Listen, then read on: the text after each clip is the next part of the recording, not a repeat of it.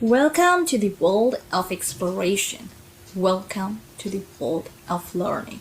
Let's start exploring. Let's start learning. This is your very own educator, teacher, philosopher, guru, guide, mentor, preacher, one and all. And this is the one-stop destination that is English curriculum, the Odyssey or the edifice of education.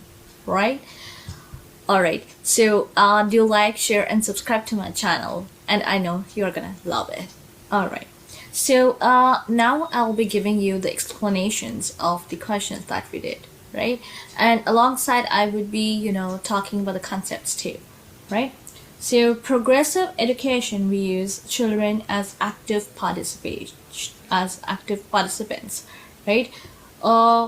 In their own learning process. So they have their own learning process, right? Teacher teaches their pupils or children, and they have their own learning process.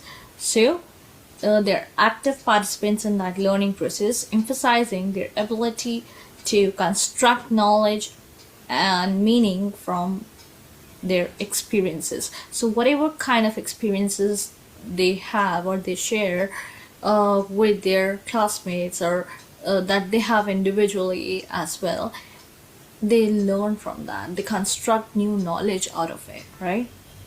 So this approach encourages exploration, inquiry, and critical thinking. So this very approach is,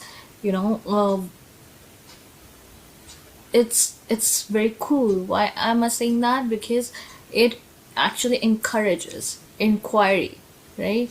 First and foremost, that they are inquisitive, right?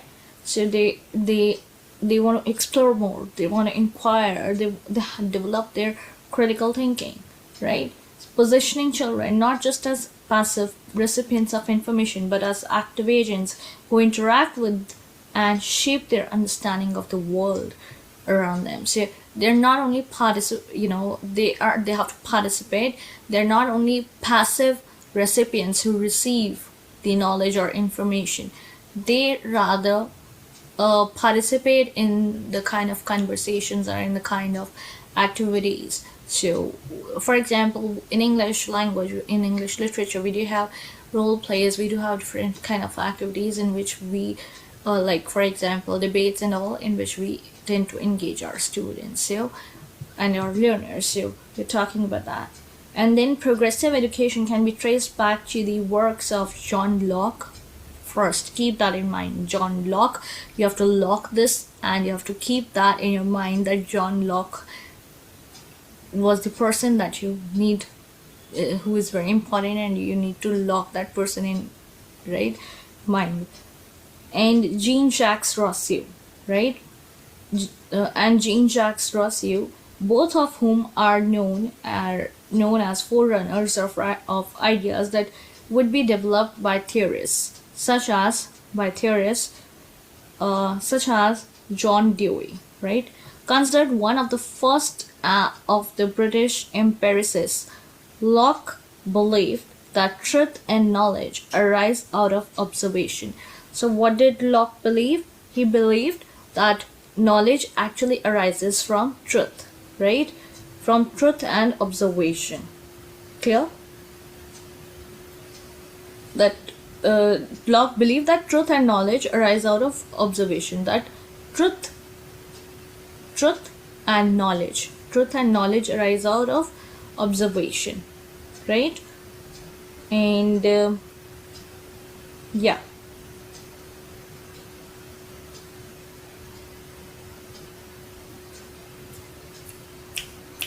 Is that clear? And experience rather than manipulation of accepted or given ideas. So it arises out of observation and experience. So children, they when we talk about any sort of experience, they observe the experience, right?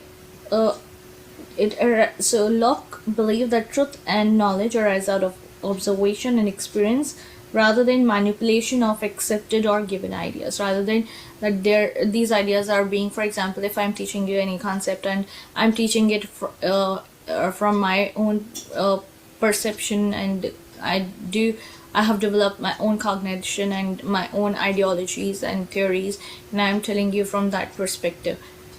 No, they will like to experience and then learn, and they will like to observe, they will like to explore, right? Rather than me manipulating the reality, or me trying to um, enforce on the students my own opinions. No, they will explore themselves, right? So he further discussed the need for children to have concrete experiences in order to learn. Rossio deepened this line of thinking in Emily, or on Emily, like in Emily or on Education, where he argued that subordination of students to teachers and memorization of facts would not lead to an education. So he basically argued that subordination of students, that if you subordinate the students, then it will never ever lead to any sort of good education, imparting of good education, and memorization of facts and mugging up, rote memorization. These are the tag words. These are the only tag words, which whenever in your exams, if they come, then that means that option or that response is not correct. That is incorrect, right? So keep that in mind, the tag words. Then we have effective feedback. If we talk about the feedback, so effective feedback is basically immediate and ongoing, which helps students reflect on their learning process, obviously, consciously, continuously, rather than just at the end. So it's not only at the end, as I've mentioned before, that we are going to concentrate on the feedback. It can be given during the class, it can be given in the process, and it can be given at the end, right? For example, at the end, if I feel that the child might feel that child is sensitive, so I will not give the feedback in front of the entire class. I will rather take the child and I will sometime just in a slight manner, so that he or she doesn't feel that sort of thing that mom is telling us something. So keeping their feelings also, and our thoughts also in the sequence, or in the correct frame, or in the right order, I will definitely try to give the child the feedback. So giving feedback is essential, but how are you giving it? That process is very important, right? So this approach actually allows students to make adjustments in real time, enhancing learning outcomes by providing them with the opportunity to understand and correct their mistakes as they occur. So because it is very important, unless and until you aren't given any sort of feedback, then you will definitely not improve, right? So feedback when we talk about the feedback can be positive and feedback can be negative, right? It depends, but you should try to give positive feedback in front of the other children, and try to not give the negative feedback in front of the children. The main aim of our teaching is, in the teaching learning process, is basically by giving the feedback in order to correct their the gaps that they might be having, or in order to correct, right, the mistakes that occur at some point of time. Then effective feedback in the classroom is essential for student learning. It helps students to understand their strengths and weaknesses, to identify areas where they need to improve, and set goals for themselves. So it basically helps to students to understand the strengths and weaknesses. For example, we have SWOT analysis, right? Strengths, weaknesses, opportunities, threats. Strengths, weaknesses, opportunities, and threats, right? So it helps students to understand what are their strengths, what are their weaknesses, what are they good at, what are they not, right? And how can they improve. Even if, for example, if I am not good in maths, right, give me the feedback and give me the feedback properly, right? You don't have to be nasty for that, right? You can give me the feedback properly, and I will definitely and surely try to work upon my on those areas wherein I lack, right? So it, as a student, I was just giving you an example. So it helps students to understand their strengths and weaknesses, to identify areas where they need to improve, and to set goals for themselves. Feedback can also help students to develop a growth mindset and to believe in their ability to learn and grow. So feedback can also help students to basically believe in the ability to learn and grow. So when they get feedbacks, uh, they have this concept that we have the ability, that we can grow. They, like, if you, for example, if you set your mind that to that if you improve by 1% each day, so can you just see the bigger picture, that you would have improved 365% in 365 days. So 1% one day, that is equivalent to 365 days, 365 percentage, right? So feedback can also help students to develop a growth mindset. So they will have a growth mindset, open mind, right? We tend to tell you guys, our learners, our students, our pupils, that you have to have you have to open your mind and study. You have to have your minds open while studying, right? So it helps in the growth mindset. They come to know that they have to learn from all the arenas and avenues that they are provided with. Then and to believe in their ability to learn and grow. While giving feedback, it is important to keep the following in mind. You have to be specific and constructive, right? Instead of saying good job or nice work, try to be more specific about what the student did well. So instead of just saying that good job, or instead of just saying nice work or excellent, just try to just give the child that statement, what he or she has done well. Elaborate it. For example, if I as a child, I as a kid have secured 98 percentage, right, in my 10th board.